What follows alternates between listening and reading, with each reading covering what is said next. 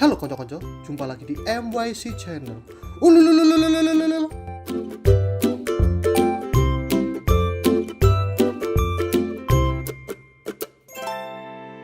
Halo konco-konco, seperti biasa saat aku sedang menganggur nih dan golek-golek nih, nyari-nyari misteri apalagi sih yang unik. Ya biasalah sambil ngopi di warung Mbak Iem, tiba-tiba aku nemu nih tentang kasus sebuah orang hilang dan ternyata ditemukan sudah nggak bernyawa di tangki air di sebuah hotel. Serem kan? Ayo, siapa ayo ngaku ayo siapa yang sering check in di hotel tiap Sabtu Minggu? Ayo. Kapok kamu tak kasih cerita ini, gak berani kamu check in. Penasaran kan gimana ceritanya? Mari kita saksikan videonya.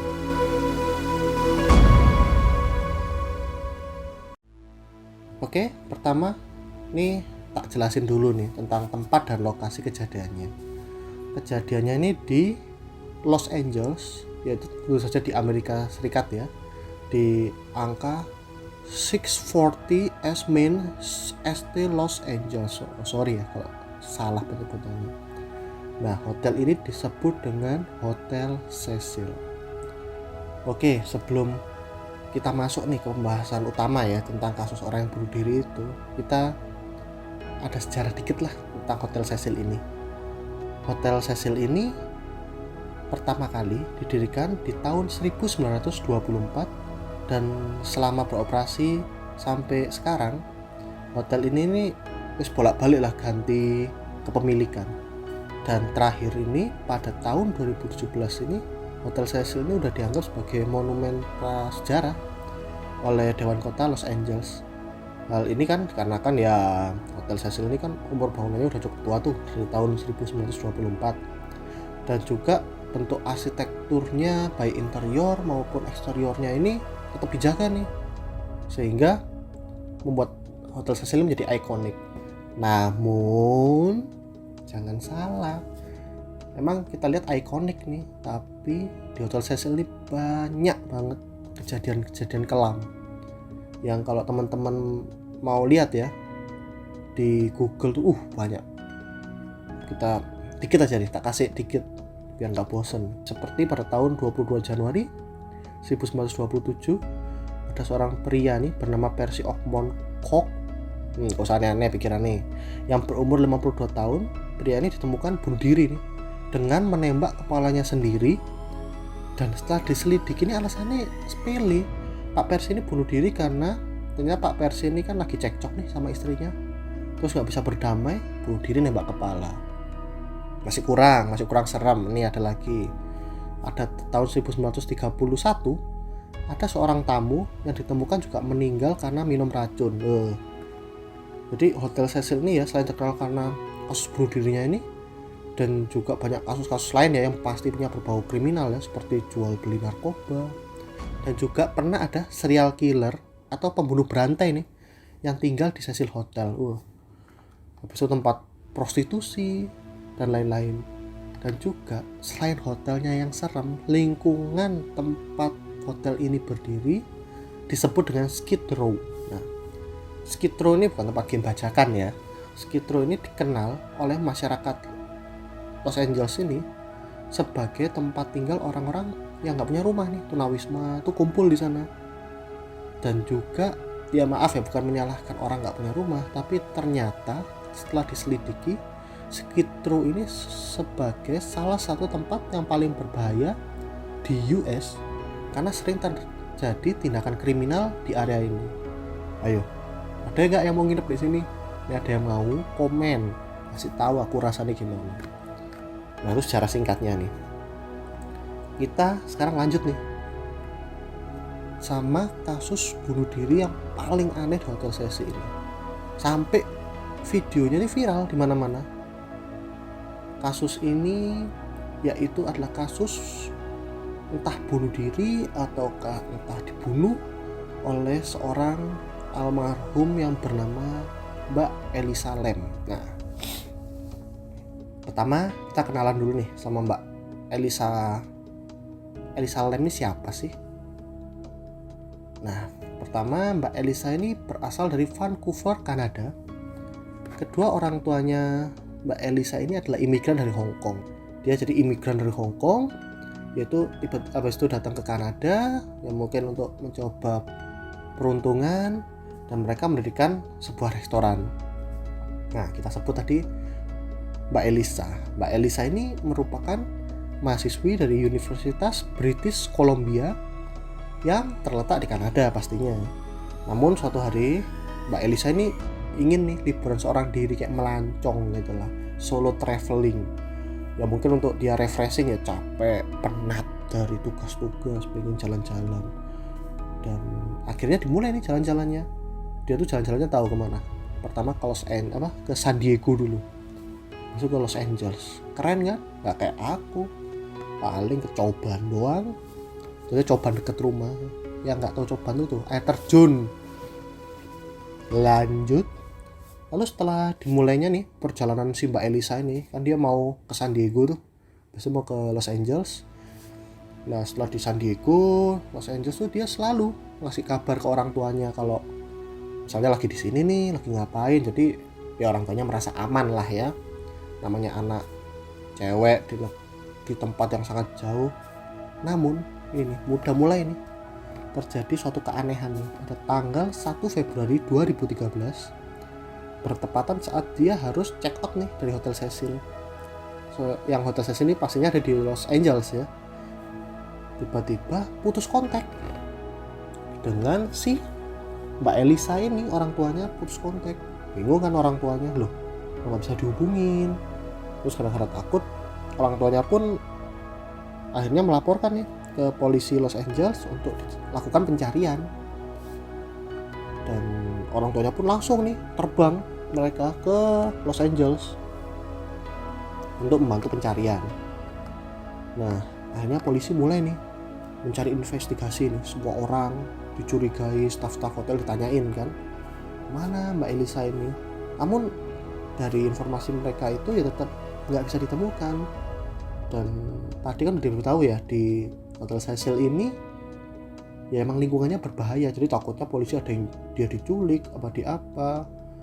Dan pasti konco-konco tanya nih kan, pasti tanya, lah kalau orang hilang di hotel lah gampang, tinggal dicek CCTV pengawas. Nah ternyata pak polisinya nih udah nih ngecek, tapi di Hotel Cecil ini kamera pengawasnya tuh banyak yang nggak aktif. Terus nyorot posisi dia nggak pas. Misalnya kan harusnya kan nyorot lorong, ini malah nyorot toilet. Nggak bercanda, tapi katanya sih nggak pas. Terus di area kamar Elisa ini, si Mbak Elisa ini kok ya kebetulan CCTV-nya itu mati semua atau nggak beroperasi. Jadi susah mengidentifikasinya. Akhirnya kan polisi, itu namanya CCTV kan ada berjam-jam tuh. Ya oke, hari itu kita dicek sama polisinya, tapi mungkin CCTV yang lain banyak, cuma nggak menunjukkan nih Mbak Elisa. Tapi ini juga aneh sih, aku juga nggak tahu nih. Dan akhirnya pada tanggal 15 Februari, bayangin 2 minggu baru ketahuan di CCTV hotel posisi Mbak Elisa ini. Dan ketemunya pun di CCTV-nya di lift. Jadi Mbak Elisa ini lagi pakai baju merah dan kelihatan gelagatnya aneh nih di lift. Jadi videonya ini udah tersebar luas. Jadi polisi itu sengaja nih menyebarluaskan kan video Mbak Elisa ini di lift, agar siapa tahu ada orang-orang sekitar tuh bisa melihat nih, apakah mungkin pernah lihat di mana. Tapi dari video ini aku agak aneh sih. Mari kita lihat deh bareng-bareng. Nek teman-teman ngerasanya gimana? Aneh nggak video orang dengan tingkah laku seperti ini? Mari kita saksikan. Ini liftnya kebuka nih. Tuh, itu Mbak Elisa-nya masuk. Tuh. Semua tombolnya dipencet tuh. Nggak tahu berapa lantai, satu. Ini kalau lihat lampunya ya ada 4 nih, 4 lantai dipencet nih. Loh, tapi kok gak nutup ya liftnya ya? Tuh, loh dia kayak ngeliatin ada siapa, apa nunggu orang loh. Terus dia nepi tuh. Loh, aneh kan, kayak kegencet gitu loh dia, kayak orang rame masuk. Loh, dia keluar lagi ngintip.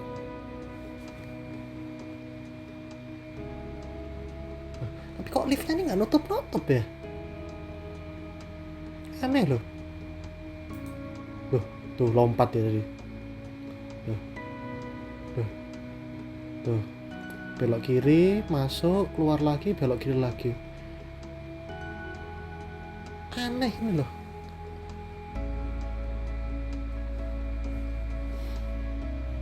Yang heran nih, liftnya kenapa nggak masuk ya?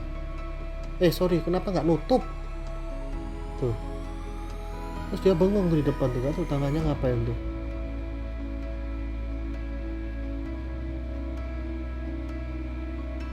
Tuh, kanan. Masuk lagi dianya. Tuh, mencet lagi tombolnya. Tuh. Semua dipencetin sama dia tombolnya. Tapi liftnya nggak nutup. Tuh ini keluar lagi, berdiri situ lagi. Kayak ngomong sama orang kan dia. Tuh kayak ngobrol kan. Loh kan, serem, merinding aku jadian.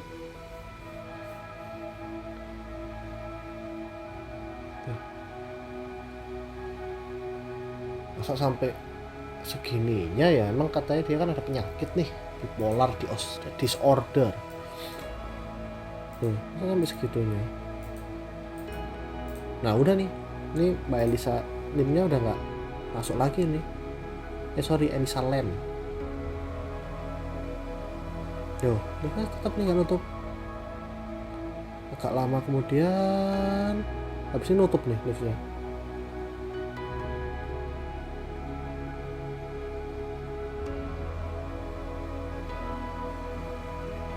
Tuh kan, kayak kekat kan tadi, kelihatan nggak? Kayak tet gitu, kekat, nutup nih.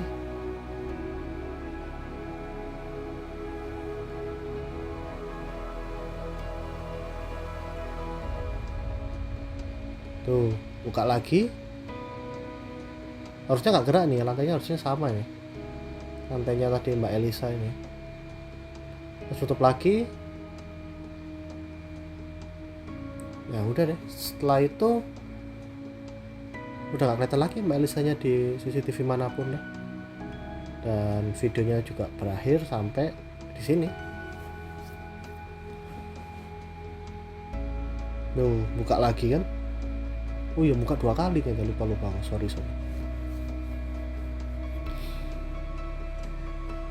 Oh beda lantai.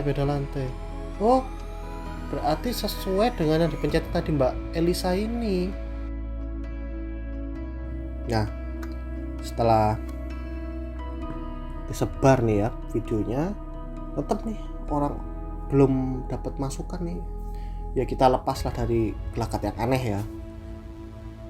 Pak polisi udah berusaha nih nyari Mbak Elisa, tapi meskipun udah disebar videonya masih belum menemukan titik terang nih. Padahal di Hotel Cecil udah dikerahkan anjing pelacak. Habis itu semua sudut-sudut dicari, tetap nggak ketemu. Nah pada tanggal 19 Februari nih, 4 hari setelah Mbak Elisa ini ditemukan nih dari kamera pengawas kan, berarti udah 19 hari nih hilang, hampir sebulan.